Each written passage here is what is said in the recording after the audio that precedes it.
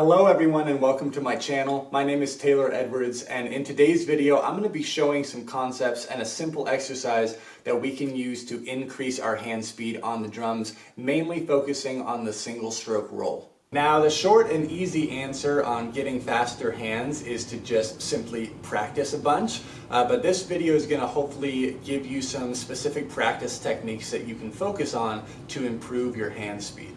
So the single stroke roll is one of the first basic rudiments that we learn as drummers, and it's simply one hit per hand, just alternating back and forth. Now this can obviously be played at a variety of different speeds, and it really starts to get impressive when we're able to reach a fairly high speed with this rudiment.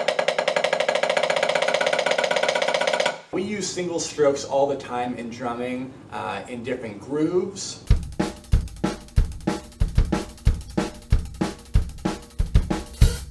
And fills.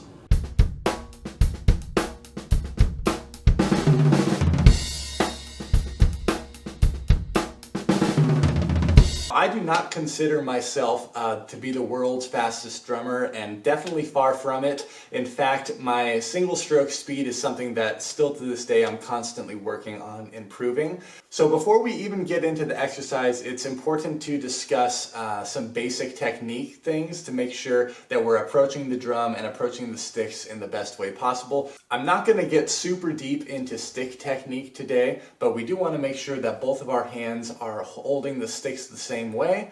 I'm playing matched grip, meaning that both of my hands are holding the sticks like this.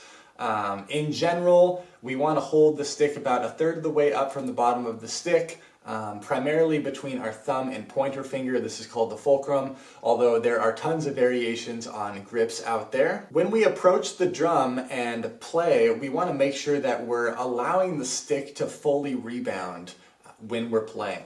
And so what this means typically is that the back part of our hand, with our back fingers here, we're going to need to allow some space for the stick to rebound freely in our hand. I'm focusing on using my wrist as the primary mover here, but I am allowing there to be space in the back of my hand for the stick to easily rebound.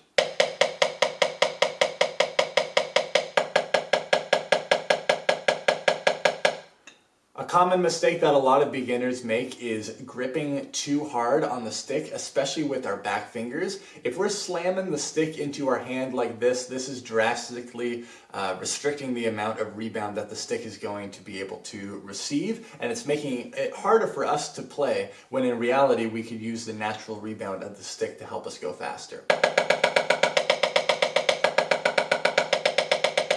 So here's the very simple exercise. It's going to be right hand eighth notes for one measure, 1 and 2 and 3 and 4 and, followed by left hand eighth notes for a measure, 1 and 2 and 3 and 4 and, then followed by one measure of right hand lead 16th notes, 1 E and a 2 E and a 3 E and a 4 E and a. Put all together, it sounds like this.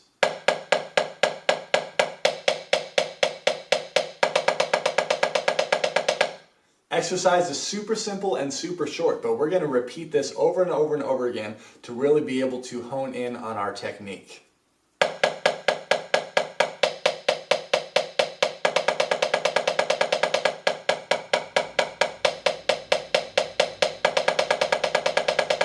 Now, as you're going through and playing this exercise, it's important to look down at your hands, watch your sticks, make sure that both sticks are rebounding up to the same height, both of our wrists are moving the same, and you're trying to stay as relaxed as possible and use the natural rebound of the stick. It's also important when you're working on this exercise to utilize a metronome to help you keep steady time and track your progress as you're building up your speed.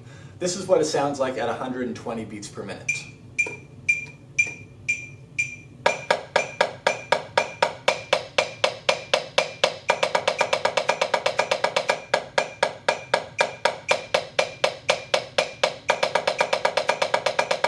That speed feels pretty comfortable for me, so I'm going to increase it.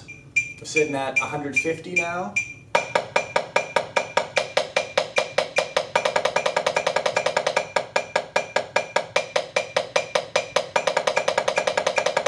Now for you, that might be a good stopping point right there. If things are starting to feel tense, if our hands are not even, most of us tend to be right-handed, and so it's typically the left hand that is the one that's dragging behind and really reducing our overall speed when we go to play hands together. We're gonna push it a little bit and see if this still feels comfortable.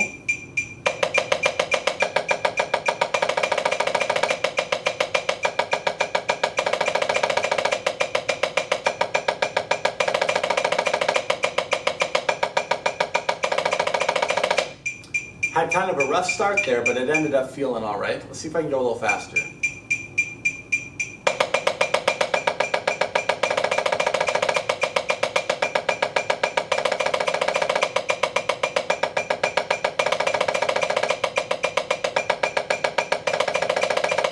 Now once we start to get into much faster tempos, our back fingers are actually the ones that are assisting with the stroke and going along with the natural rebound of the stick.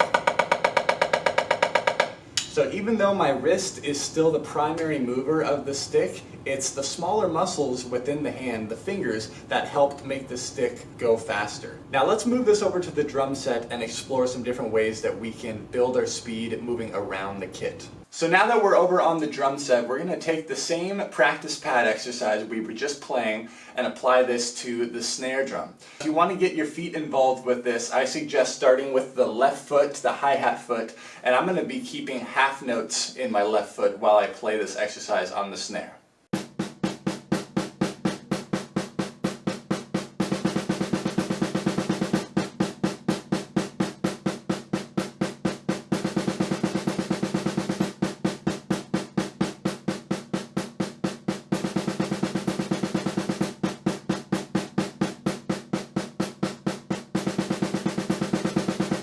Once again, I'm focusing on making sure both of my hands look, sound, and feel even when I play this. I'm making sure that both my sticks are hitting in the same spot on the snare drum, and I'm trying to strive for evenness of sound. Let's go a little bit faster.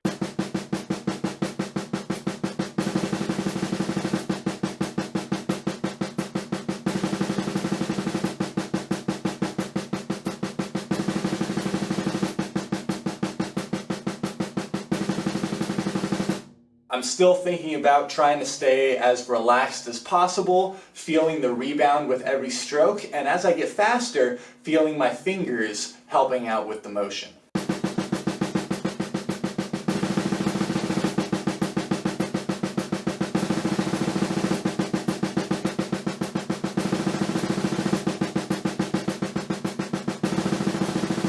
Let's see if we can push it a little bit faster.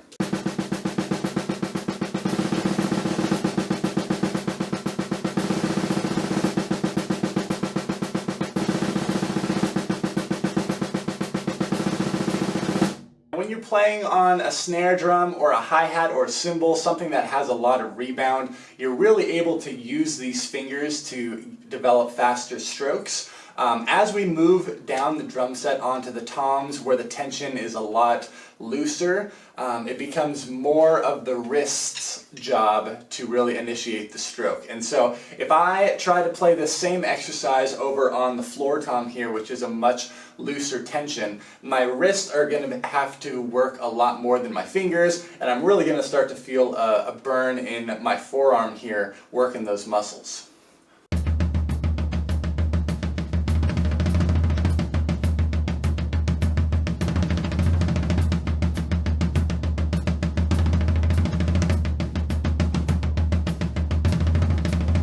Now, even when I'm playing this on the floor tom, I'm still making sure to not slam the stick in my hand, over squeeze with my back fingers. There is still rebound taking place on the drum, it's just nowhere near as much rebound as the snare drum, so I have to work a little bit harder. Let's see if I can go a little faster.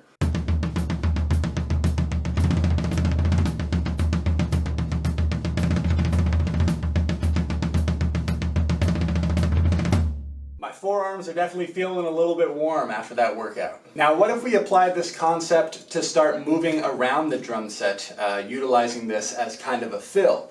So if I take just my right hand pattern that we were doing on the practice pad there, and I move it around like this,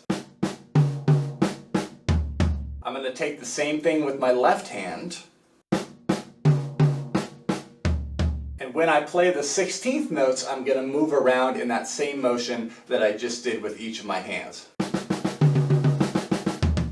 You're playing on a 4-piece kit like I am. I don't have this middle tom right here. That's one way of moving around this pattern to play as a fill. If you're playing on a 5-piece kit though with this middle tom, you can easily just move this motion around clockwise down the drums and form the exercise that way. So let's apply that sticking exercise, but now moving it around the drums.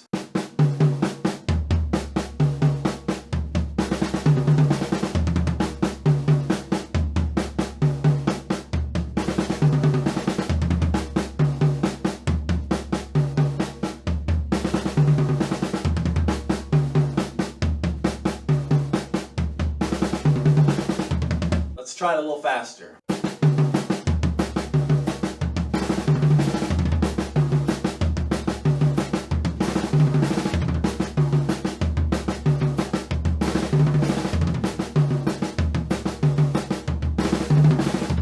Now the difficulty definitely increases once you start moving this pattern around the drums. I'm still trying to think about my wrist motion, feeling the rebound, and making sure that I'm playing in the centers of the drums to get the best sound possible. That's all for today's video. Thank you everyone so much for watching. I hope you can take this concept and this simple exercise into your own drumming, and best of luck with your practicing.